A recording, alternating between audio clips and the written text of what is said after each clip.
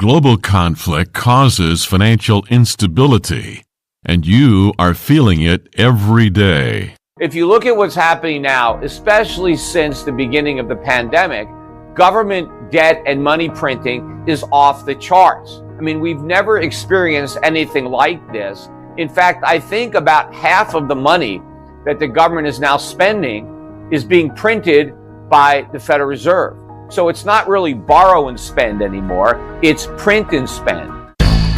Welcome to Understanding the Times Radio with Jan Markell, Radio for the Remnant, brought to you by Olive Tree Ministries. Today, Jan and her guest, economist Wilfred Hahn, talk about money, a coming cashless system, the black horse of Revelation, and when your money might be turned off. How might the prosperity gospel play a role here? Here is today's programming.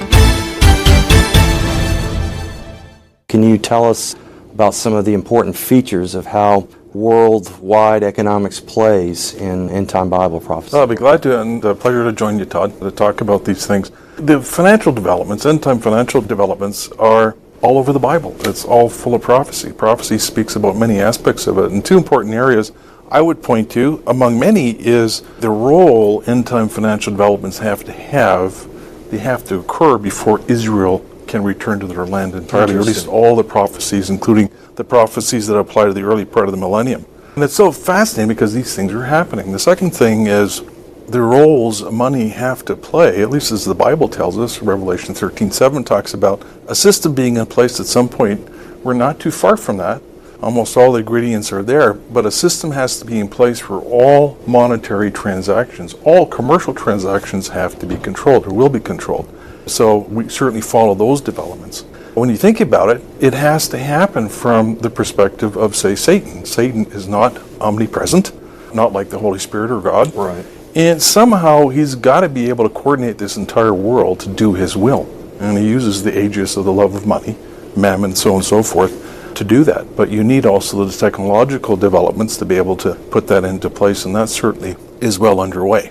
So glad you could join me today for Understanding the Times Radio. I have a special guest with me. I'm going to bring him on momentarily. His name is Wilfred Hahn. You just heard him in that little clip. And by the way, that introductory clip, he closed that short statement saying, Satan must coordinate the world to do his will, and he will use the love of money, and that is well underway.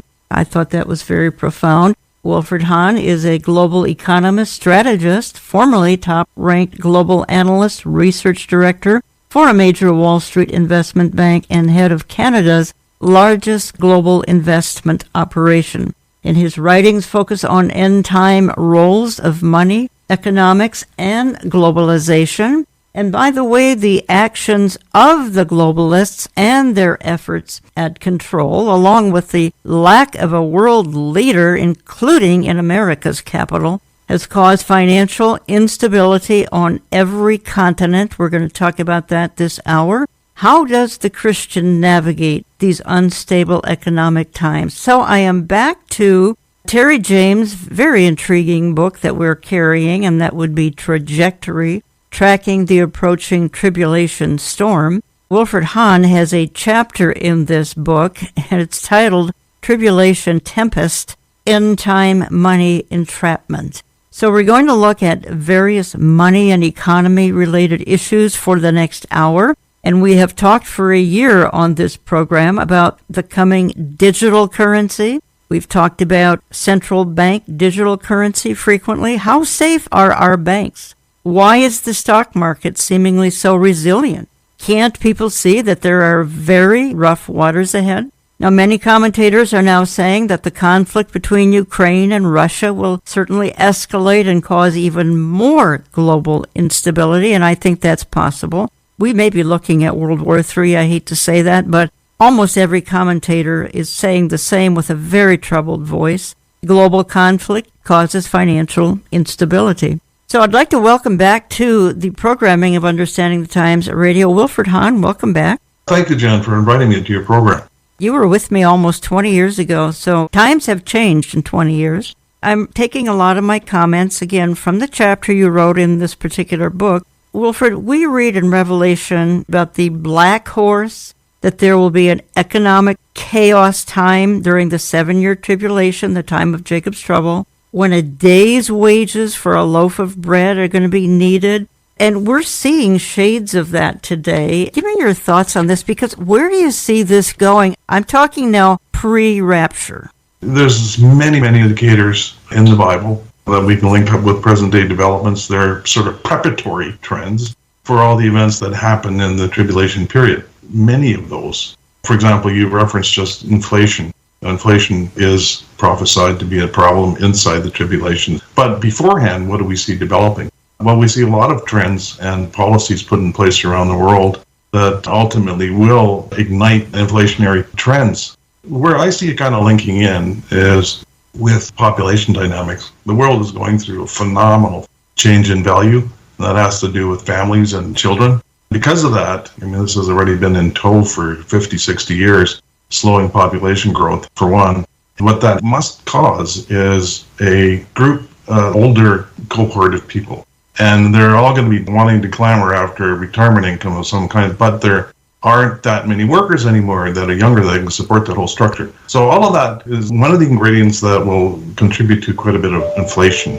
Policymakers do see these problems and they have to come up with solutions. Unfortunately, a lot of these solutions are bogus and won't last very long. But in the meantime, they know that they have to keep the apparition, the picture going, just to keep everybody convinced and engaged in the trends that are going on. So I just mentioned briefly here on inflation. We can give it a much more prominent treatise, if you like. But there's all kinds of things in the Bible that refer to globalization trends, globalism, and, of course, the very fact that Satan must promote systems and technology that allow him to be omnipresent. In effect, he isn't. But through these mechanisms, it allows him then to bring about some of these trends. And the most viable way of doing that, you already quoted, Jan. I'll just read a quick sentence here to undernote that. There's no more powerful worldwide earthly control mechanism possible of humans than an integrated cashless financial system. So that's what has to be put in place, and we're well along the way. I actually want to go there, and I have talked about central bank digital currency on this program frequently. We know that the government would like to get rid of cash and be able to track and tax every single transaction on the planet, which they will be able to do with CBDC. I was telling my audience a year, maybe even more than a year ago, to start paying attention to the term CBDC, central bank digital currency. I think what I'd like to do, since we got into this particular subject, CBDC, a little bit sooner than I thought, is just play a real quick clip. It happens to be Tucker Carlson and Catherine Austin Fitts. They're going to discuss this for a little over 3 minutes, and then I want to come back and talk about it with you. Take away cash and make everything digital, and digital currency is central bank digital currency. Obviously, you have no power whatsoever. If they don't like what you're doing, they just shut you down and you're impoverished. It just happened in Canada last winter, so we know what the consequences are, and we know why they want it. So that couldn't happen, right? Well, we may live to see the day that it does happen. And here's the latest sign that it may be happening. The number of banks and ATM machines in this country are in steep decline. Far fewer than there were just a few years ago. And in some countries like Australia, they're going away at high speed. So this is not something that anyone voted on. This is something that they're just doing, whether you like it or not. So you can say we have cash, but if you can't get cash, then do you really have cash? So where's this going? That's the question we want to assess tonight. And we're going to with Catherine Austin Fitts, who has been monitoring this. She founded the Solario Report. She's also the Assistant Secretary of Housing and Urban Development, and we're happy to have her. Catherine, thanks for coming on. So I think if you put this up to a vote nationally, most people would say, no, I may not use cash, but I'd like to have cash, because if there's no cash, then I have no control over my life. But it seems like this could be a way to affect the same outcome without a vote. Tucker, one of the bedrocks of freedom is freedom to do financial transactions, including privately, or freedom to do where you want to do and wherever you want to do. And unfortunately, as the financial system has become more and more digital, you see more and more not only invasive surveillance, but more and more controls. You referred to Canada, perfect example. The reality, as the financial system gets more controlling and more invasive, it's a little bit like bringing up a corral around us And CBDCs, central bank digital currencies, and vaccine passports or digital IDs are sort of the last shutting of the gate. It's hard for many people to imagine the risks here because we're so used to living with financial transaction freedom, and we don't understand that when this gate closes on us, we literally will be sitting in a system where the central banks believe that our assets belong to them, and they can dictate where we can spend money and what we can spend money on. The important thing to understand is central bank digital currencies are not currencies. It's a financial transaction control grid, and it gives the ability for the central bankers, and they've said this publicly, the ability to not only set the rules centrally, but enforce the rules centrally. If you don't behave, you can have your money turned off. You keep hearing people on television say cash is for criminals. Why would you need cash if you're not doing something bad? Why are so few financial journalists pointing out that actually if cash goes away, so does any power you might have had over your own life? I find a lot more journalists are beginning to understand and are beginning to not only write about this and talk about this, but do documentaries. We just had a new documentary done here out of the Netherlands called State of Control, which does a great job of explaining the invasive nature of this control grid. It's very hard for people who've grown up and enjoyed Western liberty and human liberty to imagine literally that we're going into a system where literally our homes, our cars, our communities become digital concentration camps. So if you've enjoyed liberty, it's very hard to perceive this iceberg before you hit it. And that's why it's so important, and I commend you for talking about CBDCs, because we need to not let the propaganda persuade us that, one, this is convenient, or two, that we need this, or three, we need to understand not only the dangers of CBDCs, but the opportunities if we start to reverse financial tyranny. You are listening to Understanding the Times Radio. I'm Jan Markell. If you joined me late, I have on the line from Canada, Wilfred Hahn, global economist and strategist. Wilfred, we're trending towards the tribulation again. Tribulation will be cashless. Speak into this CBDC issue, would you please? Very definitely agreed with everything that was said there. The difficulty with some of these appraisals of technology, let's say, is to differentiate the technology from the application. I've written on this topic quite a number of times. The thing about technology is it's a one-way development. As soon as the technology attains another niveau, it never goes backwards. It boils down always in adopting these technologies. If you want to trade off a vulnerability for a benefit, something that's convenient. That word was used also. So when I look at these digital currencies, I definitely see the advantages. There's advantages for consumers, big advantages for centralized governments and such. To be honest about it, it's convenient, and that's why it'll also be successfully promoted to the rest of the population. One of the key phrases that either Tucker Carlson or Catherine Austin Fitts said very bluntly and very appropriately, if you don't behave, your money is turned off. That's what's coming. We don't know if that's coming here in the coming weeks, months, if it's pre-tribulation, during the tribulation. I think it very well could be pre-tribulation, don't you? You may be right. I'm not quite sure exactly what the final timing will be. We know inside the tribulation period that we're going to get a lot of challenges for policymakers. Those are pretty bad times, and they have to come up with solutions. And that's one of the things I think that many overlook, is that we're not the only ones that are observing these problems. Policymakers see them as well. They therefore can concoct up new techniques, programs, and what have you to try to overcome those. For example, just what we've been through here with the COVID situation. Trillions of dollars have been thrown at it. And we can't even tell you how much of it is when you include the direct fiscal spending and all the rest of it. But that was because policymakers saw the need. They interpreted it to be a need and to address it the way that they did. Back to my discussion about what happens inside the tribulation, if we get that black period, they have to come up with policies to continue to allow the world to eke by. Maybe that's how it happens inside. And then the responses that we get from policymakers then leads to the inflation, an exacerbation of inflation. I wanted to comment on inflation here just a moment, because we were talking inflation as we opened the program. Looking at a headline, it's on Breitbart, Biden's inflation is crushing the middle class.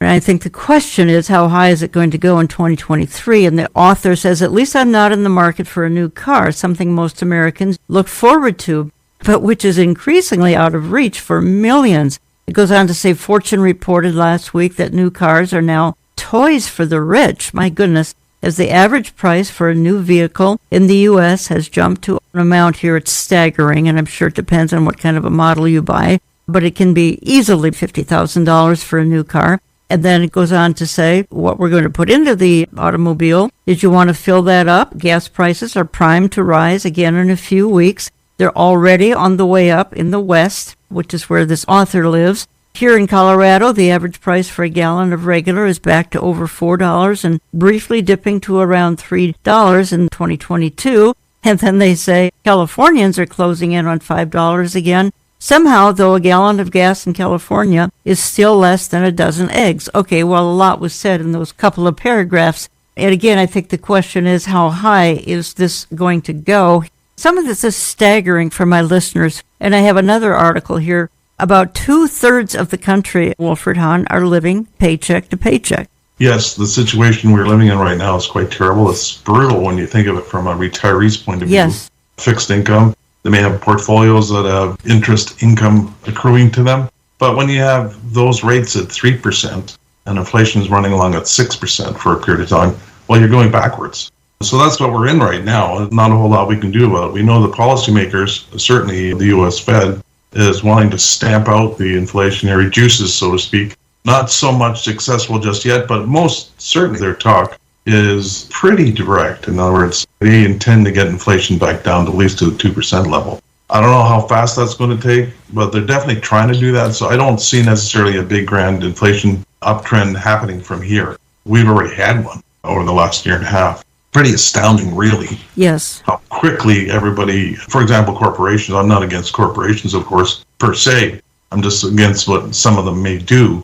And they were very quick to jack up prices and bolster their earnings. Now, it's kind of coming to the end right now, but it happened very quickly on many levels. That's kind of an interesting statement on the behavior of human beings. Again, Wilfred Hahn has a chapter in the book that's found in my online store, Trajectory, Tracking the Approaching Tribulation Storm. His chapter is titled Tribulation Tempest, End Time Money Entrapment. I'm going to play a real quick clip here. It happens to be Dr. Mark Hitchcock talking again about this topic I don't want to let go of because it's so important. It's in our future. Central Bank Digital Currency, CBDC. There's an article or headline that came out in the Wall Street Journal about a month ago that says central bank digital currencies are coming, whether countries are ready or not. And then the subheading said, the development could have a profound impact on the banking system, but few people understand it. And I think that's an understatement there, that few people understand this. I think very few people understand the implications of what's coming. Just a little background about this. 114 countries are exploring digital currencies. So this isn't some kind of marginal idea. This is 114 nations are in various stages of either exploring or implementing these central bank digital currencies. These 114 countries represent 95% of the global gross domestic product. So basically, it pretty much covers all the main nations in the world. Now, there are advantages to these central bank digital currencies that are often touted. They'll say, well, this is going to help prevent money laundering. It's going to reduce fraud, counterfeiting, all kinds of terrorist financing, drug trafficking. There's all kinds of ways this will help. Even probably with disease and pandemics, because a lot of disease is spread by money that's transferred from one hand to another. These central bank digital currencies, as many advantages as there's some incredible disadvantages to this and major problems with this. Just a little bit more background. 17 countries, including Russia and China, are currently piloting a central bank digital currency. So it's not been fully adopted, but they have a pilot project. 11 nations are developing one, such as the United States and Japan, which Japan has announced just this week that its central bank digital currency pilot program is going to launch in April of this year. But it's also something that is hitting home here in America. This has really been in the works in America since 2017. President Biden signed an executive order. It's Executive Order 14067 on March 9th of 2022, about a year ago.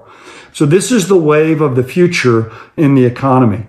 Now, I think this fits in dramatically with the prophetic picture of the end times, because I think in the third seal judgment, the rider on the black horse, it starts out the rider, the white horse, the Antichrist, the rider on the red horse is warfare that begins to break out. And then in the wake of warfare is going to be basically a global economic implosion during the tribulation period. It's going to be an all-out implosion. It's going to be hyperinflation. It's going to take everything a person can earn just to buy enough cheap food to eat. You can read about it there in Revelation chapter 6, the rider on the black horse. So it's going to be a global financial apocalypse. Out of that, the Antichrist will rise as the global economic savior. And he's going to institute eventually a global economic system. He's going to rule the world economically. Ultimately, he'll rule the world religiously and politically and militarily in Revelation 13. But I think his entree is going to initially be in the area of the economy. That's the easiest way to gain control. And I don't think there'll have to be a global currency. If you have these central bank digital currencies in place, if you can get control of this, then you can control all of these currencies and basically control the world economy. I think economic control in the wake of that global economic implosion with the third seal will be the first phase of the Antichrist global takeover. And when that happens, then ultimately he'll institute the mark of the beast. No one can buy or sell without his mark.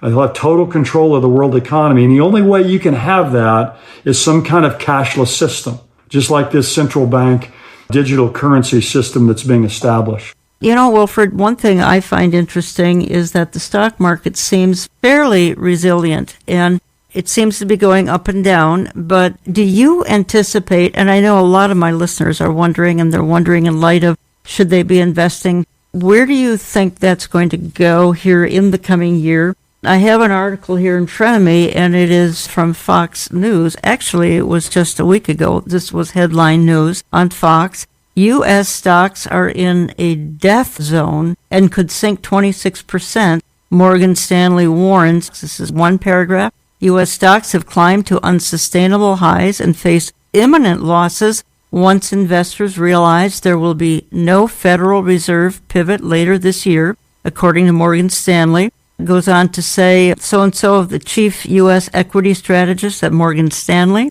warned in an analyst note this week that the stock market has entered a level known as the death zone, the name used in mountaineering to describe an altitude so high that climbers do not have enough oxygen to breathe. I'll stop there. I would like your input. My listeners would appreciate it as well. The various clips that you quoted there, Jan, that's normal. That's just the day-and-day drumbeat of Wall Street and its sister around the world. It's always a standoff between what they call the bulls and the bears. And go back to a point I made before, that policymakers see these difficulties as well and try to bring in policies that will avert some of the disasters that are being predicted. If you look back over the years, it is a natural human state that markets fluctuate. You've got 8 billion people out there looking to make a gain. Not everybody participates in that, of course. That's just normal, that kind of interplay. I'll just mention this as well. Forecasting out is extremely difficult, as everybody knows, particularly short term. 1 year is very short term. Longer term, a 5-10 year type period is a little more reasonable, I think, in terms of managing expectations. It is terrible. Most people feel exasperated. They don't know what's going on, and it's a hard time figuring out what the answers are. Just a heads up here for those of you wishing to consult with Wilfred Hahn on investing. I have to tell you, due to Canadian restrictions and regulations, that's probably not going to be possible. I'm really beginning to wonder if Canada is an open and free society anymore. I'm hearing from Canadians regularly, but you will not be able to consult with Mr. Hahn on investments. And Wilfred, I would like to say daily, certainly 3-4 times a week, questions from my followers and listeners wondering what on earth they should be doing with their finances at this point in time in history. As I said in my opening to the program, we have potential war in at least Eastern Europe, which could easily spread to the Middle East, and it could become World War III, and that's not the purpose of this hour, other than situations like that cause such gross instability all around the world, and then gross instability in the lives of each and every person listening to this program. So do you have a word of wisdom for somebody listening right now and they're just wondering what on earth do they do? Are you recommending at all, for instance, gold, silver, commodities? Are you recommending mainly go into the market, stay out of the market? Give me your thoughts here before I go into a midpoint break. The interplay of human behavior and psychology with markets is an important thing to observe. When the vast majority are pessimistic, concerned, worried, then asset prices tend to be lower, cheaper. That's sort of a natural process when you don't know what's going on and there's a lot of bad news. And most people, unfortunately, do the wrong thing at the wrong time, is they jump out. And that's one of the concerns I really have with what I call the doomster merchants, is that their advice is very good at getting people out and not necessarily at the right time. That's harder to say, but virtually absent when to tell clients to get back in. That's really tough. And so what happens, unfortunately, and that's the case in America, most certainly in Canada also, is that the average individual investing out there does a really poor job. They end up, on average, making returns less than a CD rate. Now, that's data that I have that goes back 20 to 50 years. And that's simply because they're being jostled around with all this bad news, potential bad news, bad forecasts, but they're responding to it emotionally. That's the difference between professional money managers and I would say, I don't like to use the word retail investors, but individual investors would be a better word. I would just caution with that, if you look back through history, let's say just look back 100 years, there's crisis after war, and markets go up and down, but we're still here. The markets are still here. The markets are a lot higher than they were 20 years ago, 10 years ago.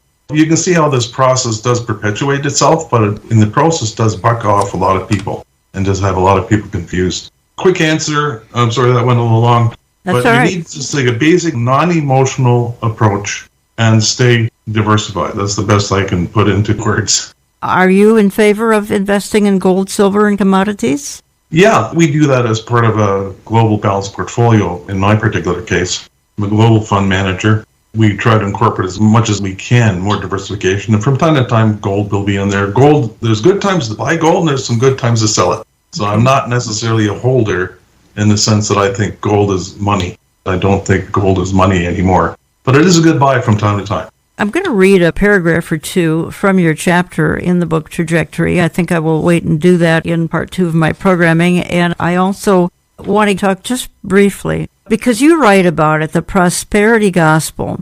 And I'm actually going to play a clip of some prosperity gospel people, and then somebody who's going to critique what they have just talked about with their prosperity lingo, because I personally feel that, I would guess 20% of the church is infected with the prosperity gospel, and that's because there is an end-time money snare, and you write about that a great deal, and you write about the prosperity gospel in this chapter, in Trajectory. And I think this is one of the saddest things that has hit the church in the last 50 to 60 years, and I know they probably go back to the turn of the last century, but then they picked up steam probably some 40, 50 years ago, and we could get into naming names. I'm not going to do that, though this little clip will talk about some of those, a couple of people anyway. So I want to do that in part 2 of my programming, and then I want to get into a few more practical issues and practical questions for you. For instance, credit card balances, they're increasing at the fastest pace in U.S. history.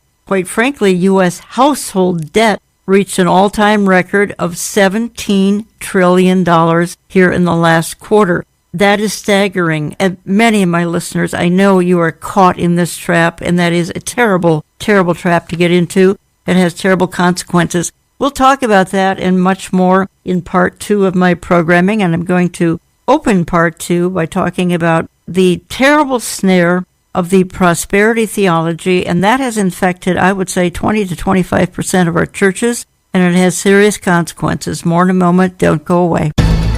We hope you'll stay in touch with us online through olivetreeviews.org. That's olivetreeviews.org. You can call us Central Time at 763-559-4444.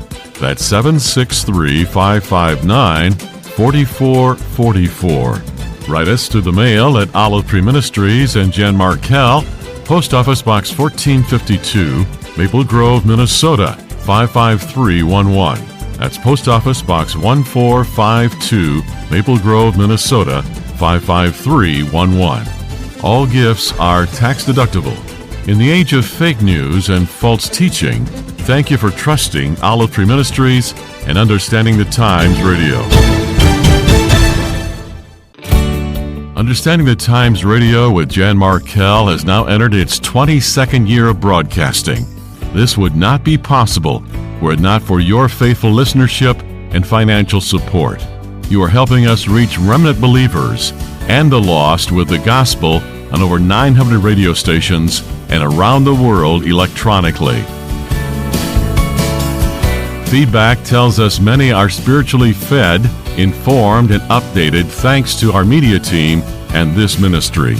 This is just a brief pause to say thank you for your love, commitment, and support. We could not do this without you. While this could be the year the Lord calls us home to heaven, there is much work to do in the meantime. We are so honored to be co-laborers with you.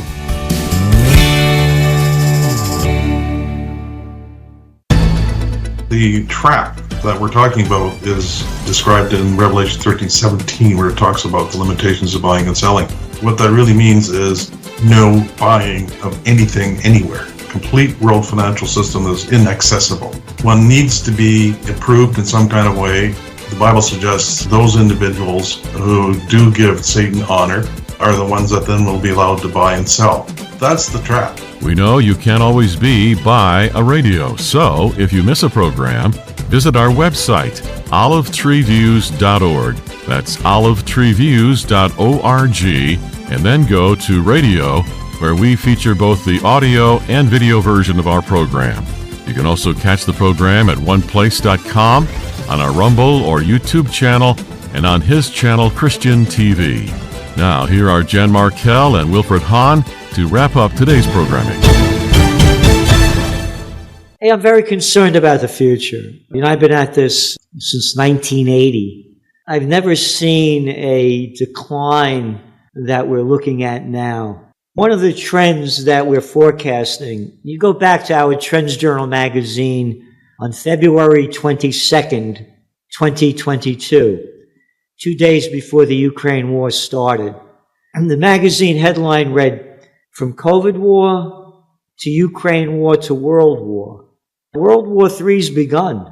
They say it's a proxy war between NATO and the United States. It's not a proxy war, they're at war. The United States has sent in over $100 billion of aid and weapons to Ukraine since this broke out. This is a country, the United States, where 63% of the people are living paycheck to paycheck. And they just sent over $100 billion over there. This is a country where they just passed a defense budget of about $860 billion as the homeless situation in a city near you just keeps getting worse.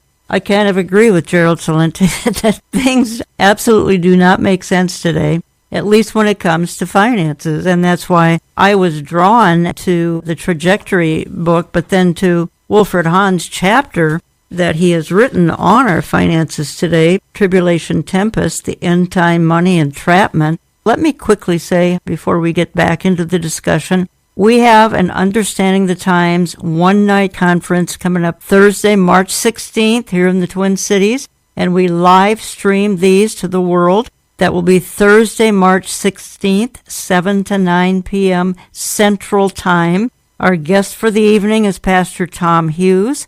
You can live stream it at markhenryministries.com. You can live stream it on the Olive Tree app. You can find it post-program at olivetreeviews.org and then to video. And if you want to attend, the location is Revive Church in Brooklyn Park, Minnesota, suburb of Minneapolis, 7849 West Broadway, Brooklyn Park. Plenty of seats. Thursday, March 16th, live stream markhenryministries.com or use the Olive Tree Ministries app. Pastor Tom Hughes, co-hosts Mark Henry, yours truly. We will talk about a number of current event issues, prophecy-related issues that evening. for 1.5 to 2 hours. We'll provide a DVD of it about a week later.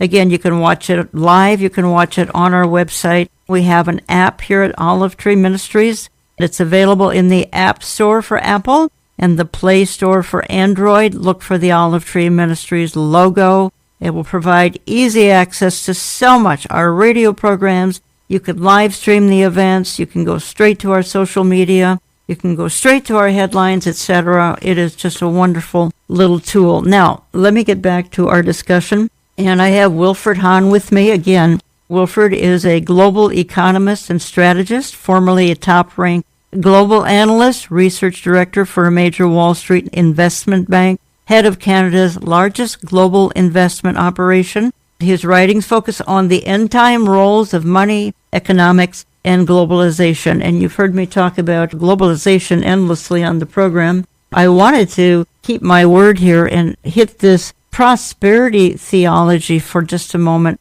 because you write about it. And let me just read a paragraph. This is in the chapter, folks. You say this, and I couldn't agree with you more. Many, if not all to some degree, have been lured by prosperity theology, a malignant corruption. People living in wealthy countries, such as the U.S. and Canada, have their minds thoroughly riddled with non-biblical bias. It is a key reason most Christians are blind to the end-time strategies of the conspirator or Satan. It creates a false, one-sided perspective on money. As we will show, you go on to say this. You say, briefly describe prosperity theology, says material prosperity is the right of all Christians and moreover serves as proof positive of being blessed by God. We are all to believe that so-called Christians will be materially rewarded for their faith and obedience. This reward is to accrue in the physical dimension of the here and now upon earth. First, I want to ask you why you included this information in your chapter on Tribulation Tempest. Then I want to follow it with a short soundbite, but go ahead, please. Number one, it all obfuscates some of the big major trends that Christians should be aware of, and that they actually realize that. It promotes a materialistic perspective. I want to use also the example of the temptation of Christ. Satan at that time promised him, or at least offered him, kingdoms. And the Bible did not argue with the fact that Satan does have the power to do that. So the question next is, if you're getting blessed, who is blessing you?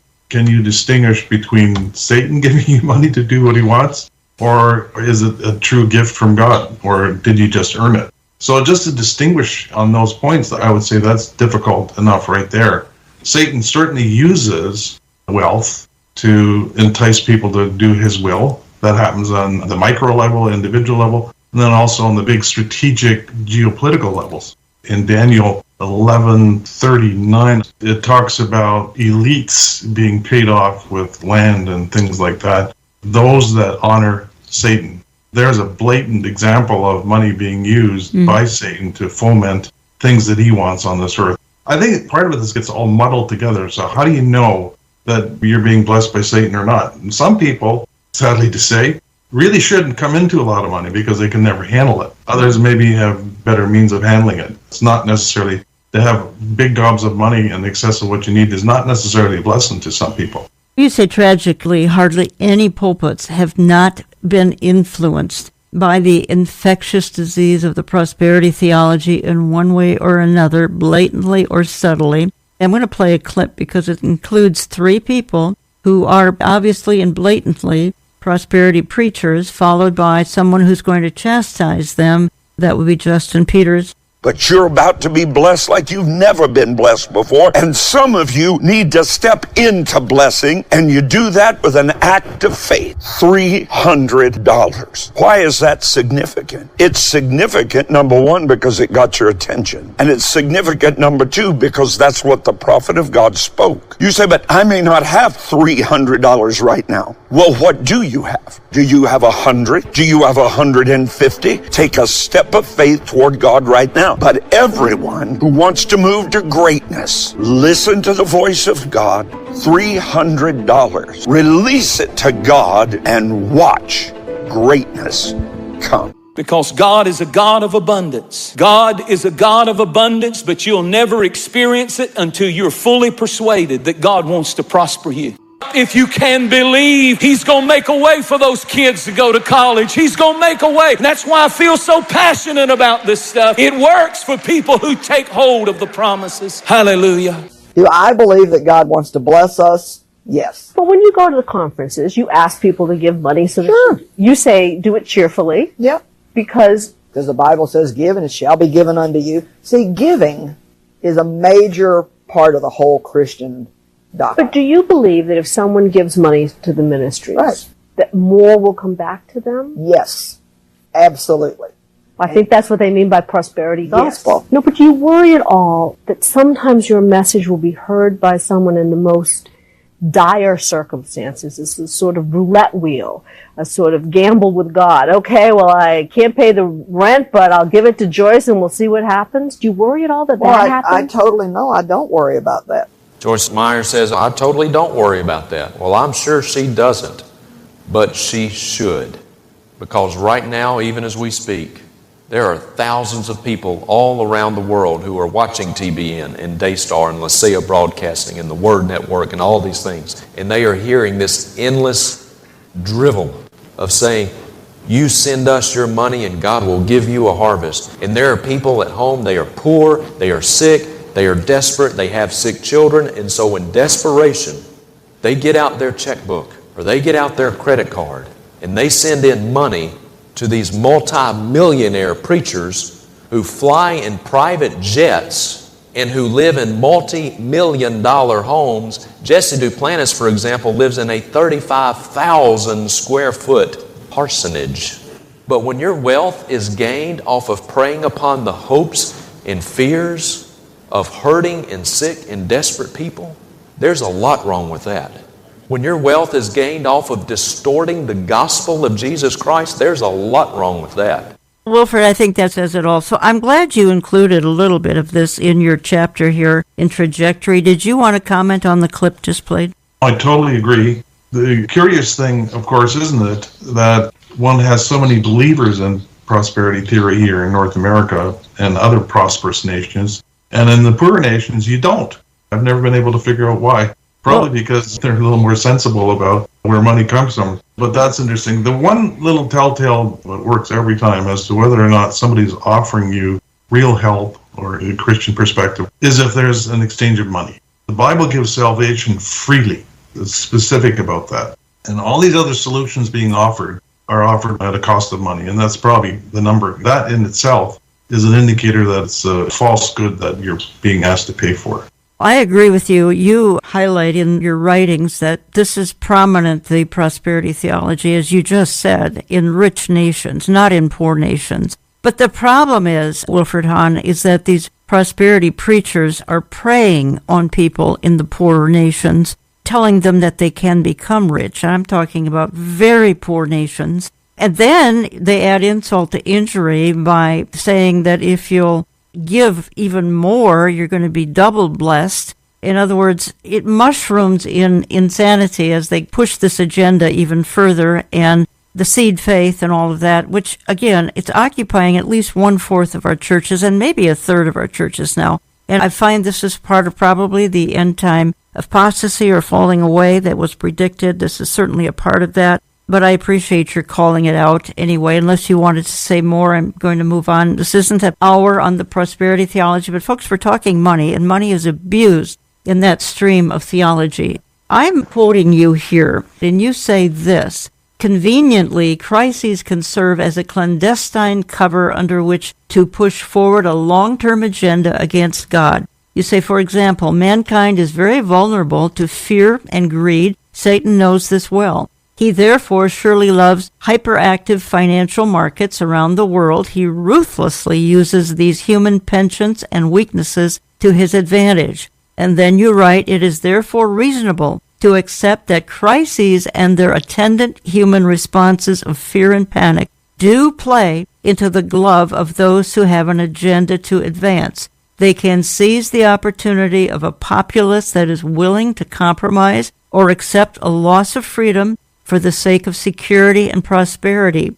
And then you conclude this particular thought anyway. These trade-offs lead down a very treacherous road, one that is well documented throughout history and also in the Bible. And you say, why? Because such changes and trends born of crises are usually cumulative and not easily reversed. I'm going to ask you, do you feel that some of the financial crises today then fall in this category? I mean, clearly there's some are Satan manipulated, but a lot of things, if people sense a crisis, they do strange things with their money. Perhaps is that the point being made? Yeah, again, emotions and behaviors that are not paying attention to the facts. If you're losing money, people get pretty emotional about that pretty quick, and that gets their attention. We're still to expect some more of that in the future. For example, we talked earlier about the one world money system and the end-time money snare, how that's going to be coming about. But what still stands in the way is the sovereignty of a number of nations around the world. We have a good coming together on technology, central banking theory. The overall views on that sort of thing seem to be coming about, but nobody wants to give up sovereignty for their nation. How do you shake that loose? Well, progressively that's already happened, but you shake that loose with more crises. And they may be short-term crises, or enough to generate fears on the parts of policymakers to come up with new solutions. But again, it comes back to the difference between enjoying a new benefit in trading it for vulnerability going forward. That's unfortunately the standby that happens in every one of these situations. We get more vulnerable to these systems. And all of these trends, we've just talked on a few of them, do have a cumulative effect on the world's economic structure. We've just gone through COVID and the various big support programs and so forth. Yes, it helped some people who were without a job perhaps and needed supplementary income and that sort of thing. Let me move on to some practical questions that I have for you. Again, I'm speaking for the hour with Wilfred Hahn. For those of you wishing to consult with Wilfred Hahn on investing, I have to tell you, due to Canadian restrictions and regulations, you will not be able to consult with Mr. Hahn. Forgive me for being a little bit America-centric here. I'm not asking you to comment a whole lot on Canada for a couple of reasons we don't even have to discuss, but do you have any insight on the stability of U.S. banks? And I think there's plenty of speculation that they're not very stable. In fact, they're closing down at a record pace. Can you speak into this, please? While you refer directly to U.S. banks, they are also amongst the largest banks in the world. And we've already seen some developments here over the last crises, the number of crises, for example, the global financial crisis. What happened then is another one of these examples of how a crisis prods development on a new front. And that's what happened 14 or 15 years ago. The BIS categorized the banks in the world according to their vulnerability, according to their importance to the world financial system. I've forgotten the exact numbers, but I think we came up with 40 companies that are the banks or insurance companies that needed to be protected and watched over during future crises. So you really see these kinds of developments happening. As to specific U.S. banks, I couldn't really speak to each individual bank, right. But as an overall trend, they are being preserved. You can be sure that in any future crisis, first thing that policymakers do is make sure the banking system survives. It may cost untold amounts of money to do that, but it's so important that they are considered absolutely necessary. But there's much speculation that banks are going to seize depositors' holding just to stay solvent. Is this kind of a needless worry? I kind of don't think it is. Potentially it could happen. We'd have to look at the occasion when it happens and what the trade-offs are. I would question why a bank would do that if we aren't already at the end point. As long as we're not at the end point yet, and this is a task that Satan has as well, is that he's got to keep this false prosperity ongoing. That's what pulls people into his plan, into his web. And to scare people off, that's not the quickest way to get aligned with Satan and with the end-time money snare. I'm not sure what tactics are going to be most appropriate at that time, so I have to leave that question open. I do have an email here I would like to read. It's very short. I'm not going to give the person's name. I'd like you to comment on it, and if this is something you're not aware of, we can move on. But she says, I just want to tell you an experience I'm having with a local bank. She says, I live in Missouri. Recently, the bank contacted me about a strange charge on my debit card and asked if it was mine. It was not. They immediately canceled that card, which I thought was a good thing. However, They don't have a way to issue a new debit card anymore. The network card printer no longer works network-wide. Plus, the bank acts like they could care less. So this has impacted my life tremendously. I had no idea how much I often use my debit card. I think this is the craziest thing, and I can't help thinking that I'm getting a small taste of what it will be like when the banking system is completely run by the Great Reset. Did you have any thoughts on this, Wilfred? I'm not familiar with what happened, but I'm sure this is a very sincere writer.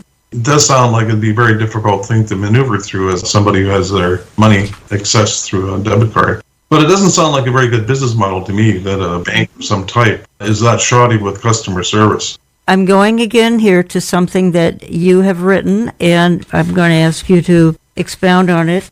You say this: essential to the globalist agenda is a final financial entrapment of all mankind to force all to worship the Antichrist. Economic captivity, therefore, plays a key role in the last days. And then you say, a diabolical trap has been set in place. An end-time money snare has been set. You say, how did the world get to this late date, this rendezvous with history? It required a lot of planning and plotting, forward steps followed by backward steps, then again forward. And then you say, the end goal is to entirely entrap humanity, allowing him fewer and fewer options. Ultimately, a stern world ruler will be revealed, forcing humanity to comply with his agenda of rebellion. As already mentioned, it is a plot to which the Bible testifies. Then you go on and give the illustration of Joseph, and perhaps you could summarize why you are using the illustration of Joseph, which I think is very appropriate. The trap that we're talking about is described in Revelation 13:17, where it talks about the limitations of buying and selling. What that really means is no buying of anything anywhere. Complete world financial system is inaccessible. One needs to be approved in some kind of way. The Bible suggests those individuals who do give Satan honor are the ones that then will be allowed to buy and sell. That's the trap. Those individuals who are living inside the tribulation at that point have to make a decision. The book of Revelation in later chapters, 21, 22, tells us more or less what happens to them. And it's terrible, but at least they're the beneficiaries of the first resurrection. This doesn't hit before the tribulation, but certainly we can see all around us. You've commented on a number of items already, Jan, that are emblematic of the end-time trends that have to happen. You had mentioned Joseph. We had written an article series on Joseph and him being sort of an example of globalization, if you will. And listeners might be kind of shocked us talking about that because Joseph is seen to be one of the few characters in the Old Testament that has no infractions against him, or wasn't indicated to be a sinner in any great respect. I'm sure he wasn't perfect. So that's a bit of a shock that we would use him to model the longer-term development. Right from that point on, Genesis on, using his example of what he did, how he got the power for the Pharaoh, because the Pharaoh ended up being the richest man in the world. He had complete power in terms of financial affairs. Joseph brought the programs that enabled that sort of thing. In the end, at least to that story, is everybody agreed to the policies that they brought about, and they said, we thank you, Joseph, for basically taking our land. We happily give it to you. So you can see how this whole play out happens over time in microcosm there as to what we're going to see playing out over the whole end time era. As we already pointed out, some of these trends are pretty clear. Folks, again, talking to Wilfred Hahn for the hour, because he does have a chapter in the book we carry in our online store, Trajectory, Tracking the Approaching Tribulation Storm. There are actually 17 contributors. Terry James is the general editor. Some of the other authors include Tim Moore, Pete Garcia, Dave Reagan, Nathan Jones, Tom Hughes, Jeff Kinley, many others, Wilfred Hahn, who's my guest today. So you might want to check that out, olivetreeviews.org, olivetreeviews.org. So, Wilfred, I appreciate your time on air with me today. I am down to about a minute. If you'd like to summarize anything, it's all yours. The most important thing I think I'd like to leave with is how close we are in the systemization of the end-time money snare. Some years ago, we made a tabulation of all the criteria that would need to happen before that could play out in full. 4 key steps were involved. And I would say now we're on step number 4. And so we're very, very close. The only thing that intercedes for now or hinders are some sovereignty issues. A bunch of nations need to get together and adopt these policies together. And then, of course, the final Antichrist has to be there at the lead, bringing about the last few steps here that we already talked about in Revelation 13:17. So we are close. Much of what we do in this ministry is document those kinds of trends. All of this is played out in less than 100 to 150 years. And that's against the cosmological timeline of human being on this earth 6,000 years. So for that one little sliver of time, this ferocity of development has happened to the point where we're here right now, steps away from these things starting to play out. Folks, as I go out of the program, I'm going to say this. Did you know that there are roughly 2,300 verses concerning money in the Bible? That's almost twice as many as verses about faith and prayer combined. Nearly 15% of everything Jesus spoke about related to money and possessions. 16 out of his 38 parables dealt with the topic of money. The Bible is very clear about an inherent connection between a person's spiritual life, attitudes, and actions concerning money and possessions. But remember the words of Proverbs 11:28, "He who trusts in his riches will wither, but the righteous will flourish like a green leaf." I want to thank you for listening, folks, and we'll talk to you again next week.